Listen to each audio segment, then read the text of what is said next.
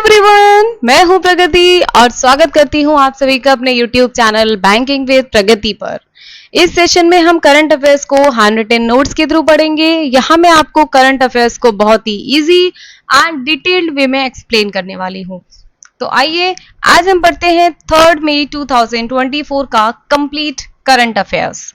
ठीक है, तो फर्स्ट न्यूज है हमारा करंट बैंकिंग अवेयरनेस। तो यहाँ बात हो रही है टाटा मोटर्स की एंड साउथ इंडियन बैंक की। ठीक है, टाटा मोटर्स ने साउथ इंडियन बैंक के साथ में टाई अप किया है और इन्होंने जो कमर्शियल व्हीकल कस्टमर्स हैं, ठीक है, उनको कुछ फाइनेंशियल सॉल्यूशंस प्रोवाइड किए जाएंगे।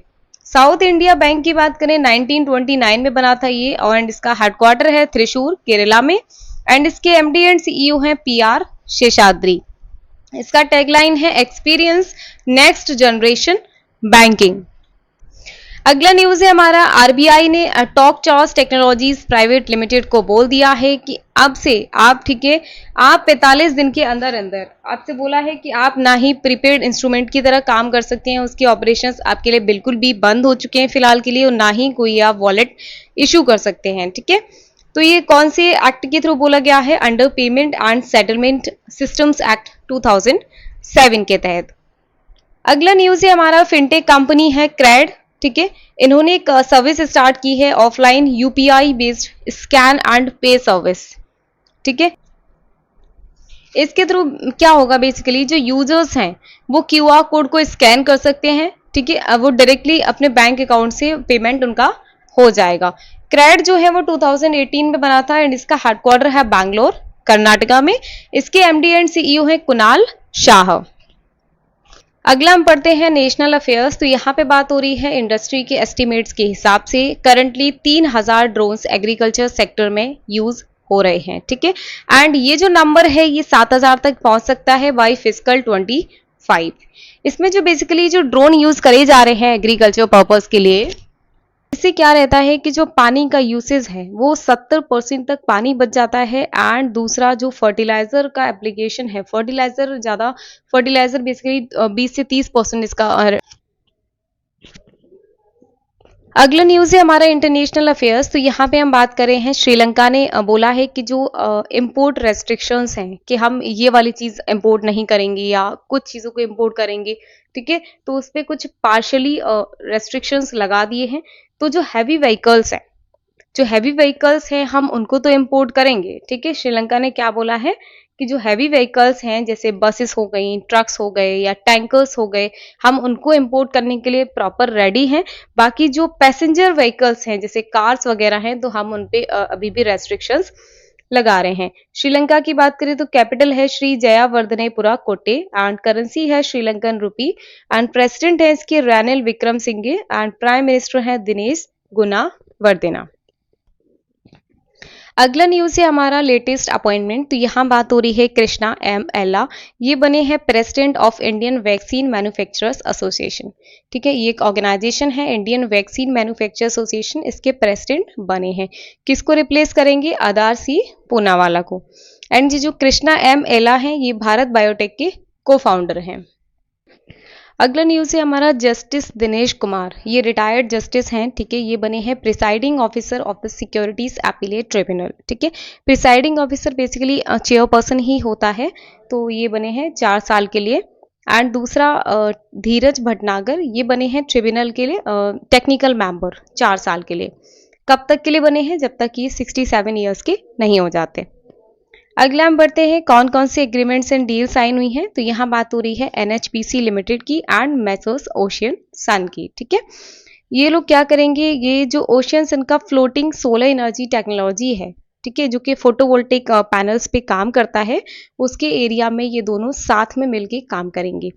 फ्लोटिंग सोलर बेसिकली क्या रहता है, इसमें हम जो फ्लोटिंग स्ट्रक्चर्स रहते हैं जैसे वाटर बॉडीज जिसमें कि लेक्स हो गई, रिजर्वॉयर्स हो गए या पॉन्ड्स हो गए, ठीक है, वहां पे क्या होता है उसके फ्लोटिंग स्ट्रक्चर पे सोलर पैनल्स को इंस्टॉल कर दिया जाता है। इससे क्या होता है कि जो अनयूज्ड वाटर सरफेसेस हैं वो भी यूटिलाइज होता है।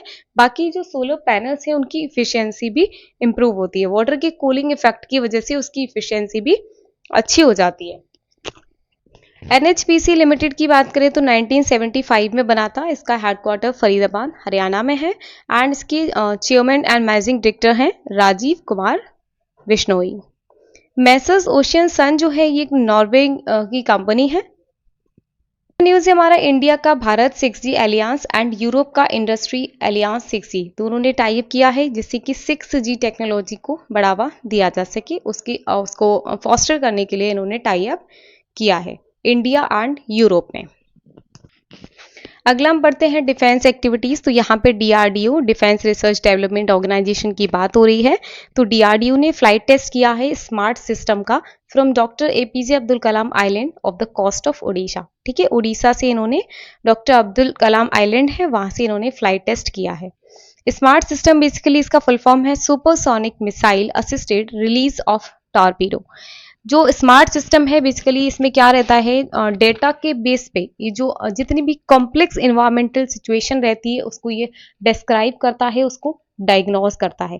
मोस्टली केसेस में जो डेटा का एग्जीक्यूशन होता है वो सेंसर्स के थ्रू होता है। सेंसर बेसिकली जैसे ह्यूमन के जो सेंसरी ऑर्गन्स है ना, सेम उसी की तरह होता है और ये क्या करता है, अलग अलग तरीके की जो सिग्नल्स आते हैं ना उनको ये आसानी से डिटेक्ट कर लेता है। अब हम यहाँ पे DRDO की बात करते हैं। DRDO बना था 1958 में, हेडक्वार्टर इसका न्यू दिल्ली में है, चेयरमैन है समीर V कामत। अगला स्पोर्ट्स न्यूज है हमारा 21st अंडर-20 एशियन एथलेटिक्स चैंपियनशिप।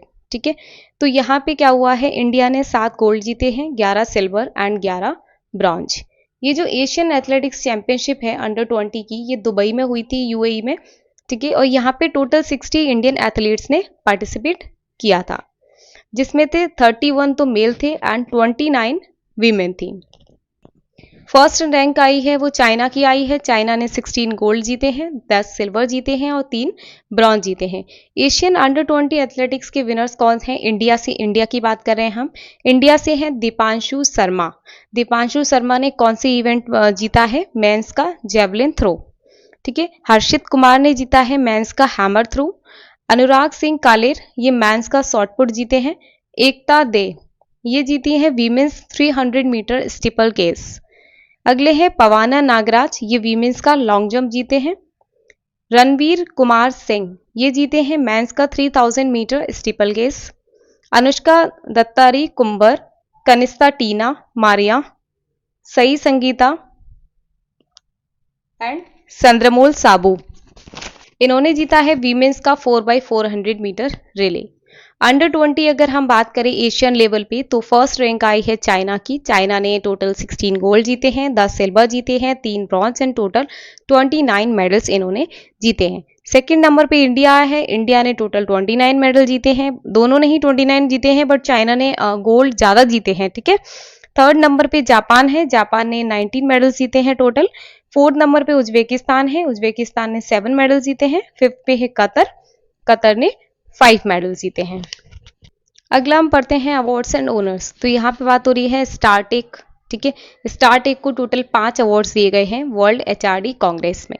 ठीक है, स्टारटेक क्या है बेसिकली, ये कस्टमर एक्सपीरियंस सॉल्यूशन प्रोवाइडेड है। ठीक है, कस्टमर जैसे बेसिकली कोई प्रॉब्लम रहती है तो कस्टमर को कॉल करते हैं ना, उस तरीके से ये कंपनी है। ठीक है, तो इसमें क्या है बेसिकली अवार्ड्स जो मिले हैं, क्यों मिले हैं, क्योंकि इन्होंने फिलीपींस में ह्यूमन रिसोर्स मैनेजमेंट में बहुत अच्छा काम किया है। ठीक है, कौन सी कैटेगरीज में इनको मिले हैं? पहला मिला है बेस्ट वर्क प्लेस प्रैक्टिसेस के लिए, दूसरा सोशल मीडिया का बेस्ट यूज के लिए, थर्ड डाइवर्सिटी के लिए एंड फोर्थ मिला है ह्यूमन रिसोर्सेज के लिए। अगला न्यूज़ है हमारा डॉक्टर बीना मोदी। डॉक्टर बीना मोदी इनको जो इंडिया के वाइस प्रेसिडेंट हैं जगदीप धनखड़ जी, इन्होंने ऑनर किया है। और क्यों किया है? क्योंकि इन्होंने CSR में बहुत अच्छा कंट्रीब्यूशन किया है। CSR corporate social responsibility basically एक बिजनेस मॉडल है जिसमें कंपनीज जो रहती हैं वो अपना पूरा एफर्ट डालती हैं कि कैसे वो काम कर सकती हैं, कि सोसाइटी के इन्हांसमेंट के लिए काम कर सकती हैं। ठीक है, CSR से क्या है, सोसाइटी है या कोई भी कंपनी है उसकी जो ब्रांड इमेज है ना उसको आप पॉजिटिवली इम्पैक्ट करा सकते हैं। अगला न्यूज़ है हमारा इंपॉर्टेंट डेट्स एंड इवेंट्स। तो यहाँ पे बात हो रही है वर्ल्ड ट्यूना डे की। 2 मई को मनाते हैं और ये स्टार्ट हुआ था 2011 में। जो ट्यूना डे है बेसिकली ये मनाया जाता है, जो ट्यूना फिश है ना, ट्यूना फिश के बारे में अवेयरनेस फैलाने के लिए मनाते हैं और किस तरीके से बताया जाता है कि कैसे उसकी जो पॉपुलेशन है वो कम हो रही है, क्योंकि फिशिंग मेथड्स को प्रॉपरली रेगुलेट नहीं किया जा रहा है। ठीक है, कितना गंदा मैनेजमेंट सिस्टम है फिशेस के मामले में, तो इसलिए यहाँ पे इस डे को मनाया जाता है। अगला न्यूज़ है हमारा महाराष्ट्र फाउंडेशन डे। ये मनाते हैं हम 1 मई को। ये मनाया जाता है क्योंकि 1960 में 1 मई के दिन ही महाराष्ट्र का फाउंडेशन हुआ था।